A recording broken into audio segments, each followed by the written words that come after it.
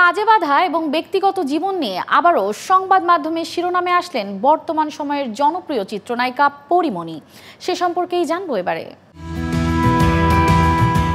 বর্তমানে talk of the town হয়ে আছেন এই সময়ের জনপ্রিয় চিত্রনায়িকা পরীমণি। তার কাজ এবং ব্যক্তিগত জীবন নিয়ে প্রায় সময় সংবাদ মাধ্যমের আলোচনায় থাকেন তিনি। তবে এবার তার কাজ এবং ব্যক্তিগত জীবন নিয়ে আবারও আলোচনায় এলেন। গত 25 জানুয়ারি টাঙ্গাইলে একটি শোরুম উদ্বোধনে যাওয়াকে কেন্দ্র করে বিপত্তিটা ঘটে। সেখানের স্থানীয় কিছু মানুষ পরীমণির আগমনকে নিয়ে বাধা দেয়। সেই বাধার মুখে পড়ে পরী অনুষ্ঠান স্থগিত করে দেন। তবে অনুষ্ঠানের বিষয়ে নিজের ফেসবুক পেজে একটি স্ট্যাটাস দেন। সব সময় অন্যায়ের বিরুদ্ধে অবস্থান নেন হালের এই জনপ্রিয় চিত্রনায়িকা।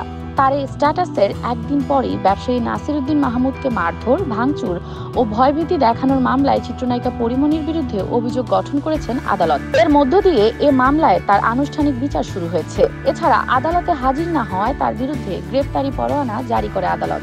সেই মামলায় গত 26 জানুয়ারি আদালতে আত্মসমর্পণ করে জামিন আবেদন করেন পরীর আইনজীবী। সেই আবেদনের পরিপ্রেক্ষিতে পরীকে জামিন দেয় আদালত। আমি একটা মামলা করলাম, তার 2.5 বছর পরে, ঠিক 2.5 বছর পরেই একটা পাল্টা মামলা করা হলো, শুধু দমানোর জন্যই, তার কিছু না। আমি দাঁড়ে ঘুরে শেষ পর্যন্ত এই আদালতকেই আসলে আমার মনে হয়েছে যে আমি এখান থেকে ন্যায় বিচার পাবো। আমি এখান থেকে আশাহত চাই না, আশাহত হতে চাই না। আমি সত্যি আশা হারাতে চাই না। আমার একদম বিশ্বাস নিয়ে থাকতে চাই যে শেষ পর্যন্ত সত্যের জয় হোক। আদালতের এই রায়ে খুশি ছিলেন পরী।